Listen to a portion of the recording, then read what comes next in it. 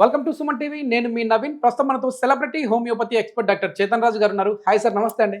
నమస్తే sir. Sir, ఇప్పుడు ప్రతి ఒక్కరికి అంటే అది పల్లెటూళ్ళలో కావచ్చు, సిటీల్లో కావచ్చు, లేదంటే ఒక టౌన్లలో కావచ్చు, మోకాలలో గుజ్జరిపోయింది అంటే ఈ టెర్మినాలజీ అందరూ వాడుతూ ఉన్నారు. అసలు మోకాలలో గుజ్జు అంటే ఏంటి, అది ఎందుకు అరిగిపోతుంది, అదేవిధంగా ఇంజెక్షన్లు వేయడం వల్ల మళ్ళీ ఆ గుజ్జును పునరుత్పత్తి చేయొచ్చా, లేదు అని అంటే హోమియోపతి మందులతో ఎలాంటి మెడిసిన్ లేకుండానే అంటే ఇంజెక్షన్లు లేకుండానే మన గుజ్జుని మళ్ళీ పునరుత్పత్తి చేయొచ్చా అండి? చాలా మందికి ఏం డౌట్ ఉంటుందంటే, గుజ్జు మనకు అరిగింది, ఇప్పుడు మళ్ళా పెరుగుతుందా పెరగదా? ఎస్. ఫస్ట్ ఆఫ్ ఆల్ ఈ గుజ్జు ఏదైతే ఉంటుంది కదా, చాలా మందికి దాని యూసేజే తెలియదు. ఓకే. గుజ్జుది అయితే ఫస్ట్ అసలు గుజ్జు అంటే కార్టిలేజ్. గుజ్జు అంటే Hmm. కార్టిలేజ్. దీని పని ఏంది అది చూద్దాం. ఓకే. మనకు ఏదైతే కార్టిలేజ్ ఉంటుంది కదా బాడీలో, ఇది పుట్టుకతోటి ఉంటుంది. ఓకే. కానీ ఇది డ్యామేజ్ అవ్వడానికి కారణాలు ఉంటాయి. ఏం కారణాలు ఉంటాయి? ఏదైతే ఆస్టియో ఆర్థరైటిస్ మీకు వచ్చింది, ఫర్ ఎగ్జాంపుల్ 1 year నుంచి ఉంది మీకు ఆస్టియో ఆర్థరైటిస్. మీరు అనుకుంటున్నారు 1 year నుంచి ఉంది, కానీ అది 1 year నుంచి లేదు. దాని బిగినింగ్ ఎప్పుడో స్టార్ట్ అయింది. ఇప్పుడు మీకు దాని సిమ్టమ్స్ తెలుస్తుంది. ఓకే. అయితే ఆస్టియో ఆర్థరైటిస్లో ఈ కార్టిలేజ్ డ్యామేజ్ అవుతుంది. ఏదైతే ఈ కార్టిలేజ్ డ్యామేజ్ అవుతుంది కదా, దీనికి ఒక ఫంక్షన్ ఉంటుంది. అంటే ఏంది? మనం నడుస్తాం, ఉరుకుతాం, కూసుటాం, లేస్తాం, అన్ని పనులు చేసుకుంటాం కదా. ఇవన్నీ పనులకి మూమెంట్స్ ఎట్లా పాసిబుల్ అవుతాయి? మనకు మన జాయింట్లు వల్ల పాసిబుల్ అవుతుంది. మనకు జాయింట్లు లేకపోతే కూర్చోవడం లేవడం కుదురుతుందా? ఒకసారి ఆలోచించండి. ఇప్పుడు డోర్ ఉంది బై, దానికి ఏంది హింజులు ఉన్నాయి కదా, ఓపెన్ క్లోజ్ అవుతుంది. ఓన్లీ 2 మూలలు కొట్టేసి వదిలేసి ఓపెన్ కాదు, క్లోజ్ కాదు. సో జాయింట్లు కూర్చోవడం, లేవ్వడం, ఇప్పుడు దానికి హింజులు ఎట్లా, మన కార్టిలేజ్ అట్లా జాయింట్లా. ఓకే. అది కూర్చోడానికి, లేవ్వడానికి ఇది కుషన్ లాగా పనిచేస్తుంది. ఇప్పుడు మీరు చిన్నప్పుడు స్కూల్లో ఉన్నప్పుడు రన్నింగ్ చేస్తుండే కదా, అవుట్ ఆడుకుంటుండే, కరెంట్ షాక్ ఆడుకుంటుండే, ఇన్ని గేములు ఆడుకుంటుండే. అప్పుడు ఉరికేటప్పుడు ఒకవేళ మీకు గుజ్జు చక్కగా లేకపోతే ఏమవుతుందంటే డైరెక్ట్ బొక్క డ్యామేజ్ అవుతుంది. ఎందుకంటే షాక్ పాస్ అవుతుంది బాడీలో. మనం ఉరికినప్పుడు ఎంత బరువు ఉంటుంది, దానికన్నా ఎక్కువ బరువు ఈ మోకాల మీద పడుతుంది. ఎక్కువ ప్రెషర్ పడుతుంది. మీరు వాకింగ్ చేసేటప్పుడు కూడా ఎంత బరువు, దానికన్నా ఎక్కువ బరువు పడుతుంది. మీరు రెగ్యులర్ వాకింగ్ చేసిండ్రు అనుకోండి, మీ గుజ్జు కూడా స్ట్రాంగ్ అవుతుంది, మీ మోకాలు కూడా స్ట్రాంగ్ అవుతుంది, అండ్ అది షాక్ అబ్జర్వ్ చేసుకుంటుంది. ఇప్పుడు ఈ గుజ్జు ఎప్పుడైతే ఖరాబ్ అవుతుంది కదా, మనిషి నడిచేటప్పుడు ఇట్లా నడక కూడా చేంజ్ అయిపోతుంది. అది ఇంకా దారుణంగా గుజ్జు ఖరాబ్ అయింది. అయితే ఇప్పుడు ఇది ఎందుకు ఖరాబ్ అయింది మనం తెలుసుకుందాం. కర్ణుడు తెలుసు కదా మీకు? తెలుసా? కర్ణుడు పుట్టినప్పుడు మీ అందరికీ కూడా తెలిసే ఉంటది, గుర్తు తెచ్చుకోండి.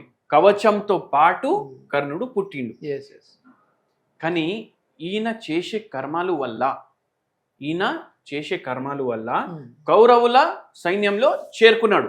ధర్మం సైడ్ లేడు, అధర్మం సైడ్ వెళ్ళిపోయిండు. దేవుడు ఏం చేసిండు? దానం అడిగిండు. నీ కవచం, నీ కుండలం నాకు ఇచ్చేసాయి. ఇప్పుడు మనం ఏం చేస్తాం? మనం ఫిజికల్ యాక్టివిటీ చెయ్యము.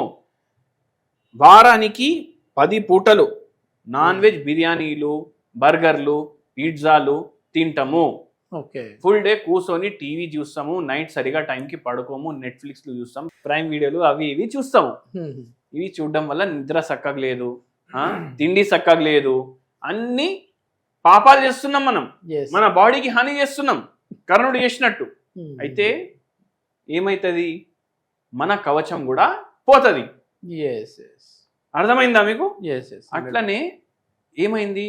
ఇప్పుడు కర్మ సిద్ధాంతం అంటే తప్పు పనులు చేస్తే మన కర్మ బ్యాడ్ వస్తుంది. ఇవి తప్పు పనులే కదా ఇవన్నీ. తప్పు పనులు చేయడం వల్ల, తప్పు కర్మ చేయడం వల్ల మనకు దాని నష్టం జరుగుతుంది. సో మన కవచం పోతుంది. అయితే ఇది కవచం లాగా మీ మోకాలకు కార్టిలేజ్. అయితే ఏందంటే ఇప్పుడు సార్ అడిగిండ్రు ఏమనేసి, ఇది మళ్ళీ కవచం పెట్టాలంటే కుదురుతుందా? అదే కదా. Yes yes. అయితే ఏమవుతుందంటే చూడండి మీరు, మనిషి 21 years వరకు మనిషి వయసు పెరుగుతుంది, 21 వరకు డ్యామేజ్ అవ్వదు. కానీ మనిషి చనిపోయేది ఎప్పుడు ఏ ఏజ్లో స్టార్ట్ అవుతుంది? ఇప్పుడు 80 ఏళ్ళు బతికిండు ఒక మనిషి, చచ్చిపోయిండు, వాడు ఆన్ స్పాట్ చచ్చిపోలేదు, వాని చావు వాడు 21 ఏజ్ ఉన్నప్పుడే స్టార్ట్ అయింది. 21కే స్టార్ట్ అవుతుంది మనం బాడీ డ్యామేజ్ అవ్వడం. మనం హెల్దీ లైఫ్ స్టైల్ అన్ని కరెక్ట్గా ఫాలో అవ్వడం, మంచి ఫుడ్ తినడం, ఇవన్నిటితోటి ఈ డ్యామేజ్ స్లో అవుతుంది. Okay okay. ఈ డ్యామేజ్ స్లో అవుతుంది. అయితే హోమియోపతి మందులు తీసుకోవడం వల్ల ఇది మీ మోకాలు ఉంది అనుకోండి, దీంట్లో గ్రేడ్ 2, గ్రేడ్ 3, గ్రేడ్ 4 ఆస్టియోఆర్థరైటిస్ ఉంది, ఆపరేషన్ చేయించుకోవాలనేసి పరిస్థితి వస్తుంది. ఓకే. అప్పుడు ఏమవుతుందంటే మనం హోమియోపతి మందులు ఇవ్వడం వల్ల నొప్పి తగ్గుతుంది. గుజ్జు ఇప్పుడు 70 ఏండ్లు ఓడు ఉన్నాడు, 70 ఏండ్ల మనిషికి గుజ్జు ఎట్లా ఉంటుంది అట్లా అవుతుంది. ఓకే. 20 ఏండ్లకు ఎట్లా ఉంటది, 21 ఏండ్లకి ఆ ఏజ్ కి పట్టినట్టు, ఏజ్ కి పట్టినట్టు ఉంటది. ఇప్పుడు ఎవరైతే యాక్టివిటీ అన్ని మంచిగా మెయింటైన్ చేస్తారు, బ్యాడ్ హ్యాబిట్లు పెట్టుకోరు, టైంకి పడుకుంటారు, వాళ్ళకి మోకాలు నొప్పి ఉండకపోవడం 60 ఏండ్లకు 70 ఏండ్లకు దాని అర్థం వాళ్ళకు ఆస్టియోఆర్థరైటిస్ లేదని కాదు. ఉన్నా కనపడదు. ఎందుకు? గుజ్జు టైం తోటి అది కొంచెం కొంచెం పోతుంది కదా.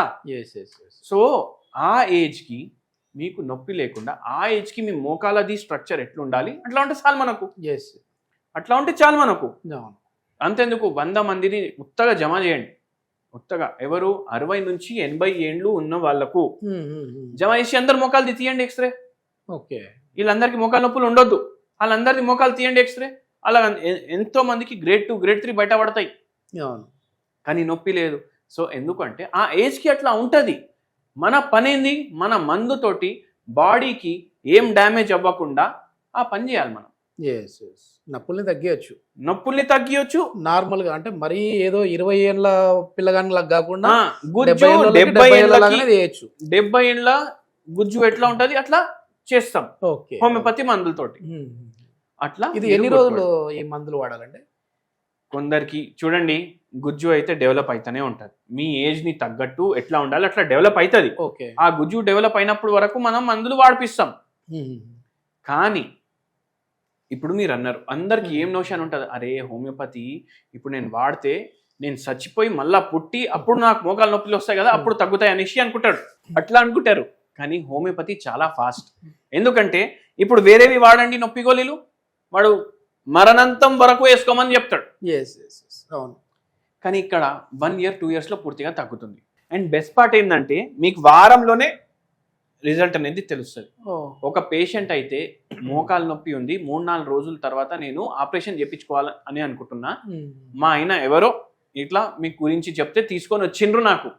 అయితే నేను చెప్పిన సరే అమ్మా 2 నెలలకి మందులు ఇస్తాను మీకు, మీరు 2 నెలలైనా ఆగండి, మీకు మంచి రిజల్ట్ ఉంటుంది, నొప్పులు తగ్గుతాయంటే ఆ పేషెంట్కి దేవుని దయతోటి 2 నెలల్లో 30% నొప్పి తగ్గింది. సూపర్. ఆపరేషన్ క్యాన్సిల్ చేసుకున్నారు, మంచిగా నడుస్తున్నారు, మంచిగా వాళ్ళ పని చేసుకుంటున్నారు. మన దగ్గర 2.5 ఏండ్లు వాడినరు ట్రీట్మెంట్. ఈ రోజు వరకు వాళ్ళకు మోకాలు నొప్పి లేదు. మనం ట్రీట్మెంట్ టాపిక్ కూడా 9 ఏండ్లైంది. సూపర్. సరే, హోమ్ రెమెడీ ఏంటండి మోకాలు నొప్పులకి? అంటే ఒకవేళ కార్టిలేజ్ అనేది మనం తీసుకునే ఫుడ్ ద్వారా కావచ్చు, ఏదైనా మీరు కషాయాలు చెప్తా ఉంటారు దాని నుంచి కావచ్చు, ఏమైనా రిగైన్ చేయొచ్చండి? ఇప్పుడు మనం ఒక మంచి ఎగ్జాంపుల్ తీసుకున్నాం ఇక్కడ కర్ణుడిది. మన పురాణాల్లో శాస్త్రంలోకి వెళ్ళి ఒకటి ఎగ్జాంపుల్ తీసుకున్నాం. అయితే మన శాస్త్రాల్లో ఒకటి చెట్టు ఉంటుంది, ఆ చెట్టు పేరు పారిజాత చెట్టు.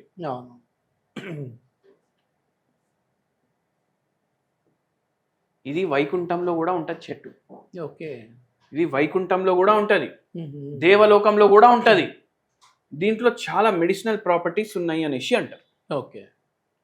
ఈ పారిజాత చెట్టు కొన్ని లీవ్స్ తీసుకోవాలి. ఈ పారిజాత చెట్టు కొన్ని లీవ్స్ తీసుకోండి మీరు, దీన్ని వాటర్లో బాయిల్ చేయండి. వాటర్లో బాయిల్ చేసి దీన్ని ఫిల్టర్ చేసి, చాయ్ ఎట్లా మీరు చేసుకుంటారు అట్లా అనుకోండి, ఫిల్టర్ చేసుకోండి. ఈ లిక్విడ్ వస్తుంది కదా, ఈ లిక్విడ్ వచ్చినాక ఇంకోటి దేవుడు మన ఈ ధరతీ మీద పంపించిన ఒక మంచి హోమియోపతి మందు చెప్తాను నేను. మీరందరు అశ్వగంధ అయితే విన్నారు కదా, అశ్వగంధ మేము హోమియోపతిలో కూడా వాడతాం. ఓకే, అశ్వగంధ మేము హోమియోపతిలో కూడా వాడతాం.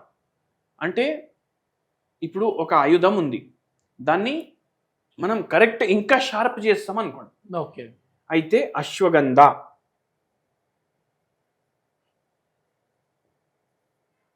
ఇది 0/9 పొటెన్సీలో తీసుకోవాలి. ఓకే, అశ్వగంధ 0/9 పొటెన్సీ తీసుకొని పారిజాత చెట్లతోటి తయారు చేసిన కషాయం, ఫిల్టర్ చేసిన కషాయం, దీంట్లో మీరు 4 గోళీలు వేయండి అశ్వగంధ.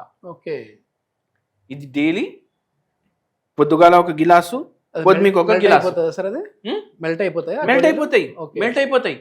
పొద్దుమీకు ఒక గిలాసు, పొద్దుగాల ఒక గిలాసు రోజు తీసుకోండి. ఓకే, ఇట్లా తీసుకోవడం వల్ల మనకు మోకాలు నొప్పుల్లో కొద్దిగా రిలీఫ్ అనిపిస్తుంది మాత్రమే, రిలీఫ్ కోసం మాత్రమే. ఇది పూర్తిగా అది తగ్గిపోవాలి, ఇంకా మన జీవితంలో మళ్ళీ రావద్దు అంటే ఇండివిజువలైజ్డ్ హోమియోపతి ట్రీట్మెంట్ కోసం మీరు మనం కన్సల్ట్ చేయొచ్చు. దీని అర్థం ఏంటంటే మనిషికి ట్రీట్మెంట్ కానీ మందు కానీ వేరే ఉంటుంది.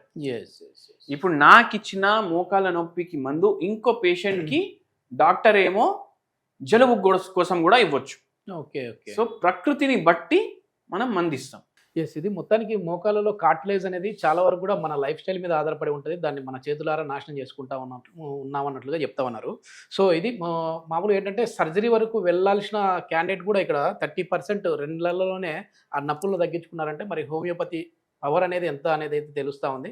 ఇంకా దీని గురించి మీకు ఏదైనా ఫర్దర్ డీటెయిల్స్ కావాలంటే డాక్టర్ గారి కాంటాక్ట్ నెంబర్ ప్రొవైడ్ చేస్తా ఉన్నా, మీరు సార్తో నేరుగా మాట్లాడచ్చు. థ్యాంక్ యూ అండి.